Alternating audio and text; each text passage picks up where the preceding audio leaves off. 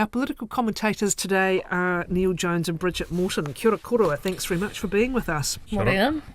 Neale was Chief of Staff to the then Labour leader Jacinda Ardern. Prior to that, Chief of Staff to then leader Andrew Little. He's the Director of Public Affairs firm Capital. Brigitte Morten's a Director with public and commercial law firm Franks Ogilvy, a former Senior Ministerial Advisor for the previous National-led government, a National Party member, and volunteers during campaigns for the party's Deputy Leader Nicola Willis. Law and Order. She's popped up again. Law and Order, when said properly. Goodness, the raft of changes that came out in the last week. It must have been a recess week.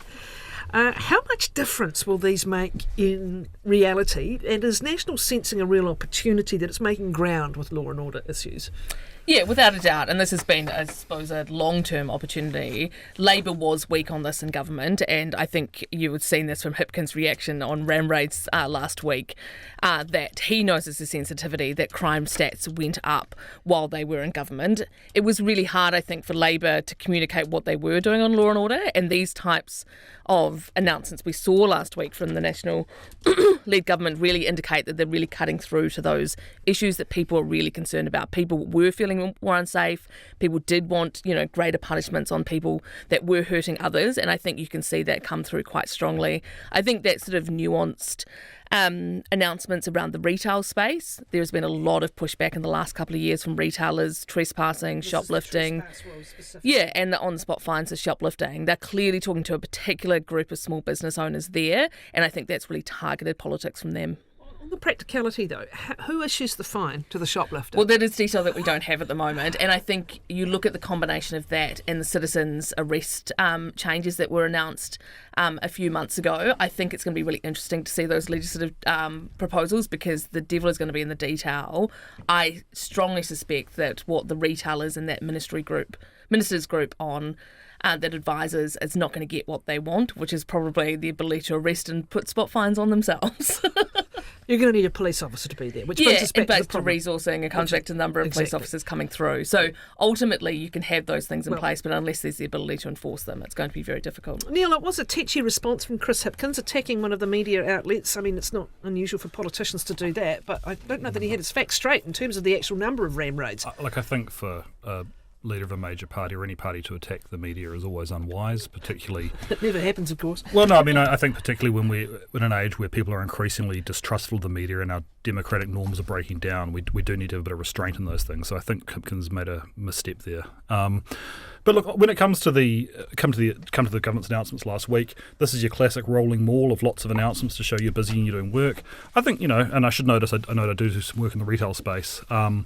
The stuff around trespass, I think, might make a difference, because it means that people who are, repeat offenders will find it harder to find places where they can commit crimes. But can you help me with a little bit more detail on it? Because currently you can trespass for a period of time. You can say to someone, you can't come back to our particular store.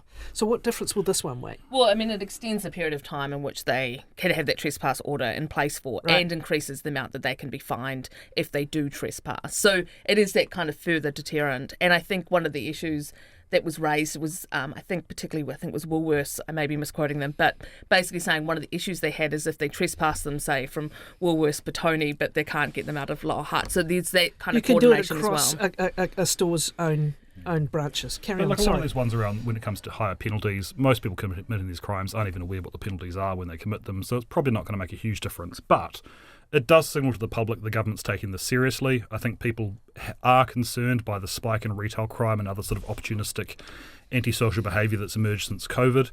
And I think the government is probably very much on the right side of the public here. And apart from that one misstep from Hipkins, I think Labor was broadly right just to steer clear of the issue. Because unfortunately politics is often about whose side are you on, and unfortunately, again, if you're saying these penalties are too hard or making excuses, you look like you're on the side of criminals, and the politics is just terrible. Yeah, I mean, it's an interesting one with the coward punch, so-called, as well. How on earth the courts are going to sort out what is and what isn't. I mean, some people will use as a classic example, but when you get down to actually presenting cases and defending cases, it's going to get complicated. Well, interestingly, I mean, the sort of one punch or coward punch laws have been in place in Australia since about 2008 in different states. And I was actually reading a study from Monash University looking at whether or not that was an issue, and they have got a clear sort of definition of what it is. And they say in 61% of cases that they were successful prosecutions, that self-defence was only successfully used in about 2%. That indicates that it is reasonably well, it can be defined and it can be used as a deterrent. They did, I have to say, the Monash University study did talk about also wider, because they had changes to lockout laws and alcohol laws and things around the circumstances in which one-punch offences occur. But they were generally that these did make a difference and did, I think, increase the punishment available, because you've got to remember too that it's not just about that deterrent factor. Part of our criminal justice system is about what society thinks people should be punished by, that ultimately what is the cost of you incurring that harm on others. And this has increased the amount of time that people have been put away for manslaughter. And I think that many in the community, particularly those families affected, would find that a very positive outcome. I think in terms of the politics for Labor, as Bridget sort of noted, they struggled to communicate what they were doing. And as I've said on the show before, Labor, in pretty much every respect, increased the penalties on crime and increased police resourcing. But I think a lot of people got the impression that Labor was somehow soft on crime or was more concerned about criminals than victims. And I think that goes to kind of the sense that Labor flinched about crime issues. And one of the things Labor might want to think about is being a bit clearer in their communications that they don't tolerate crime, that they think that people who commit crimes should be punished, and not seed the ground again so that it goes badly for them like it did last time when they were in government, which opened up this opportunity for National. Isn't one of the big problems for Labor, though, if they come out with a really strong narrative on anti-law and order, is what they're going to do with their most likely coalition partner, which is the Greens, who came out very strongly against the measures last week and basically said that it was really unfair that we were punishing people for shoplifting.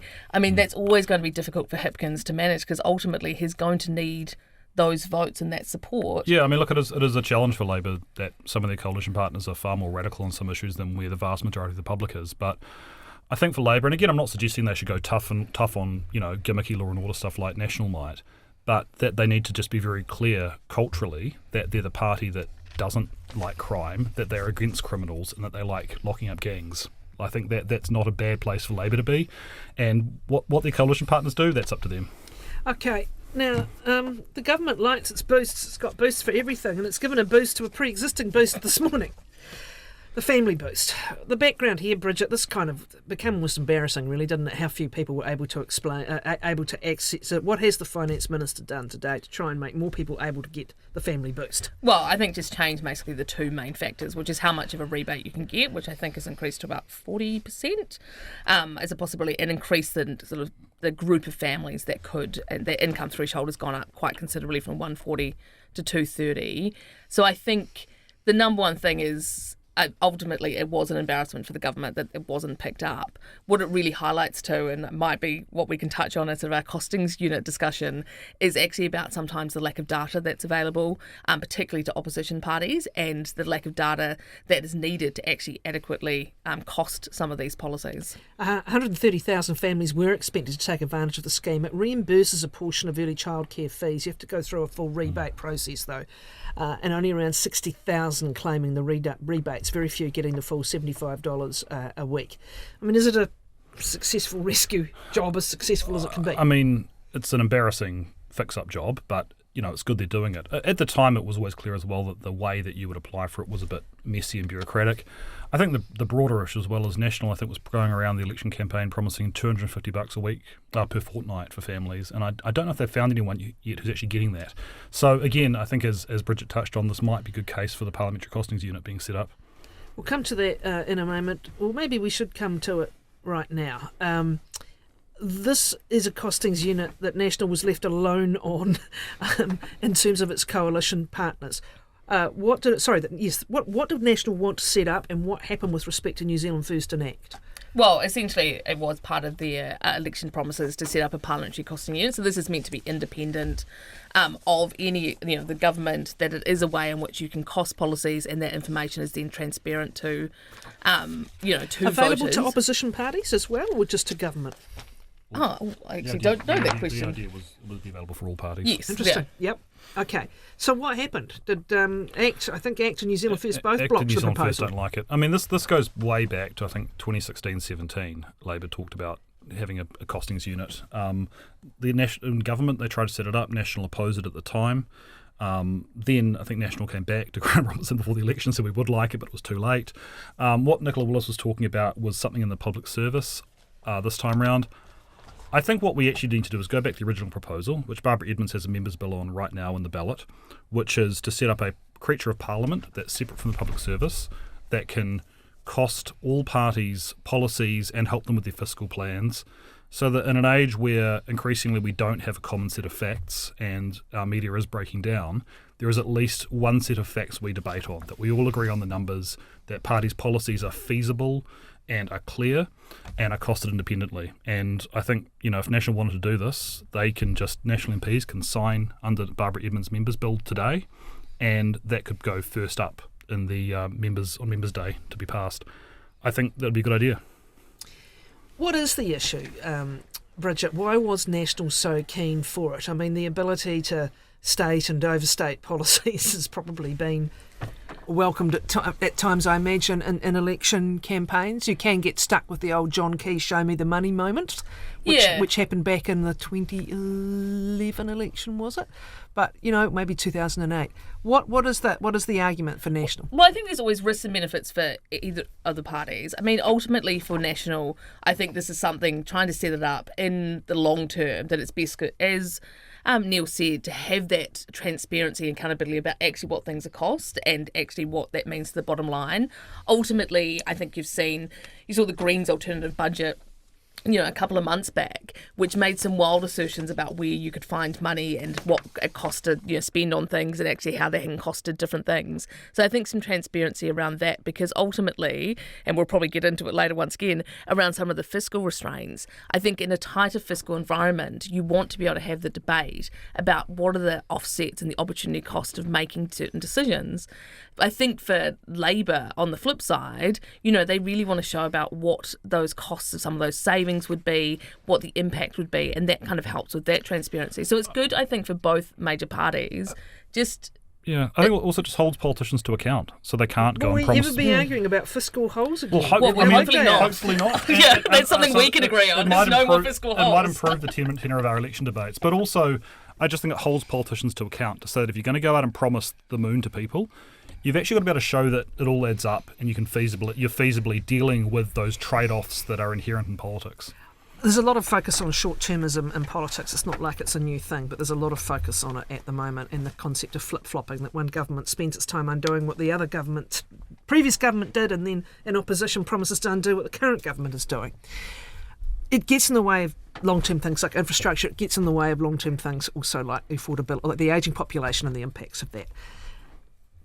National Super is simmering away as an issue again, and post the budget, the Finance Minister here and I think in other places said that as Deputy Leader of the National Party, she's up for a so-called mature conversation about the settings for National Super. What are the chances she'll get one? Well, I don't think it's going to happen as long as New Zealand First's in government. I think it would require a National Act straight coalition for it to happen. But this would be ahead of the next election. It would be as individual parties ahead of the next election. Look, I think if we're going to have a mature debate, we actually have to have a debate based on the facts. This is every time I go into rooms full of people in nice suits who have email jobs, it's everyone says, it's common sense. This is an obvious discussion. What, to raise the age? To raise the age is obvious, and politicians need courage because the voters are ignorant and they just need to do the right thing, the sensible thing. And what's left out is that this is a deeply political and ideological discussion. The people calling for this aren't worn-out Māori factory workers or, female aged care workers who are approaching 65 whose bodies are worn out. The people calling for it are people who are expecting long lives with large investments who do very easy desk jobs. People like us. And I think that we actually have to be frank that, there is a trade-off here. Now, I've got to be really clear. The costs are not what people say. We're looking at, by 2050, an increase of 1% of GDP in the cost of superannuation. That's in the Treasury Additional Budget Report, page 15, additional information. We're actually one of the least expensive super schemes in the world. I think we're the 8th cheapest in the OECD. The average age of retirement in the OECD is below 65. New Zealand is not an outlier. There is no urgency here, and actually we can afford it. The question we have is, this is a political choice about trade-offs, like everything is. And the question we have to ask is, do we want people to have to work 2 more years? Often people who are poor, Māori, Pacific, bad health, low lifespans? Or do we actually have as a country say if we need to spend more money, do we tax people? And if you ask me, should landlords pay tax? Or should we force aged care workers who just had their pay equity ripped off them to work another 2 years? To me, the answer's pretty obvious. I think it's not so much a trade-off between who gets it and who doesn't, but I think it's not correct to just say this is purely a conversation about age. I think it's also about who is, who can actually claim it. And we have got a universal system at the moment, and I think that's probably where you might start to look So about... you're more saying, do you discuss asset testing? I'm not sure about asset 30 years ago. But I think you actually have to have that real conversation. How else would you do it? Well, so the second half of the equation, though, I think, is that we have to have a change in culture towards the fact that we are actually saving for our retirement ourselves as well. And that's part of that KiwiSaver conversation that happened. And I see, and I totally take Neale's criticism that we all have email jobs sitting at our desk. But a lot of us have the capacity to save more from our retirement than we do at the moment. And it's just not culturally there because we have this universality. And I think that has to be part of the conversation. The problem is that that's highly complex, and it's much easier for the unions and the left to make the arguments that you're going to somehow discriminate against this, poor factory worker, when in fact there's other ways of making sure that they are looked after, rather than just making it a clear 65 of this magical age in which you cannot work anymore. Because we know, A, we're living longer and living healthier longer, and B, we know that people are choosing to work for longer. So 2 points I'd make. Sometimes they're choosing to work because they have to, because they don't have enough to get by. Yes, I mean a lot of people I know who are working it because they don't have enough to afford to live in dignity. But look, the point I make, when it comes to means testing, if you're not touching asset wealth and having some kind of wealth tax, which I'm not sure Brigitte is arguing for, then you're just creating a massive loophole for people with asset wealth. So the means testing would be to do with income if you're still working. So if it's just income, then you're completely ignoring people who have large asset wealth, which is a massive loophole. The second thing is if you're doing income, if you're going at a very high income, you get very little savings anyway. So you're undermining the universality and you're creating a lot of loopholes for a very small amount of money. So you have to bring the threshold quite low. So a lot of people suddenly won't have access to it. So I do think that it is far more complex and the amount of money you save is very little. Can I just make one point though, which I think is very important, which is it also goes to what kind of society we are. And my personal view is that longer lives and better health is a blessing and a good thing, and people should enjoy that. And this mean idea that despite being the wealthiest we've ever been as a society, and despite being in a country where there is actually amazing wealth in some places, that we periodically say, oh, it turns out you might be a little bit healthier on average than you might have otherwise been. We're going to force you to work a bit longer because superannuation is for a small period of time before you die. I think you should be these kind of slogan kind of conversations is exactly why we can't have a mature conversation about superannuation. I've had a mature conversation, which is I've given you the figures of how much it costs. I've given you the flaws in means testing. I've given you the flaws in raising the age of eligibility. But you would suddenly start saying that we're somehow mean if we're changing the number from 65 to 67 over a period of like 10 years. Like somehow we're mean to people, that we're not allowing them to enjoy their retirement. And I just think that kind of sloganeering is actually why we can't have a conversation I just question the premise that because we're healthier, it means we should be forced to work Well, I think the longer. other question that's going to be asked is whether the jobs are going to be there for people in their 60s in 10, 20 years' time when we're talking about a working revolution and the impact of new technologies, etc. But the other question here is the affordability factor. And, back when Cullen started this scheme, I recall the numbers were that it would double national super would double from 4% of GDP to 8%. The other work that's been done, notably by Bill Rosenberg, who's doing it fairly regularly and updating it with every set of Treasury documents, is that when you take that super fund into account, this was what Cullen started, you're actually talking about a net effect of more like 6% of GDP at that peak time, not 8%. But the question then becomes, okay, is that what you dedicate that fund to? Or did future governments now use that fund for, I don't know, healthcare, which is also another cost of the ageing population? Yeah, I think that's ultimately the question is this the best allocation of funds? And you're never going to have that perfect conversation. But by the fact that we kind of take superannuation off the table, and I'm sure the left would probably say the same, as that we take tax off the table because it ends up in this, politically immature kind of conversation, is that we limit our ability to actually make those choices. And I think, I reflect on pay equity, for instance. I did not support the changes and how they made the changes. But if you look at that cost of what was set aside, you've got now this conversation where Labor has to make a choice about whether or not they reallocate that $12 billion to, spending on education and health, or whether they put it back in the pay equity pot. And that's the kind of choices. And I just concerns me when we're talking about superannuation or we're talking about tax, is that often by not being able to have conversations about it and being able to talk about the facts, is that we actually discount a whole lot of options available to us. I think if you're committed to a very low tax environment, government spending going under 30% of GDP and keeping an artificially low debt limit, then of course you end up with these really horrible decisions. You've got to make choices between really unsavoury things. I think if you're a little bit more imaginative and you think, well, if we have an ageing population and we have increased healthcare costs, then perhaps we should pay for those, and perhaps we should tax capital. Perhaps if people are making huge gains off the value of their assets increasing, we should tax that like we tax the work of a cleaner, and then we can afford to pay for the health system and a dignified retirement and things like that, and afford to pay people who clean old people's bums for a living wage. These are the kinds of decisions we can make. But if we artificially constrain ourselves, then of course we have to make horrible decisions. All right, let's see how it all goes. I do recall, interestingly, back around the time the super fund was being set up, because the then finance minister looked ahead at the peak of the baby boomer retirement, there was discussion within Labor around having a ring-fenced health tax as well, because they could see the same costs coming down. But again, if you're going to commit to that route, you need governments to sustain that route, which broadly on the super fund has happened, but not anything really on the healthcare costs. Thank you as always for your time. That is Neale Jones and Brigitte Morten.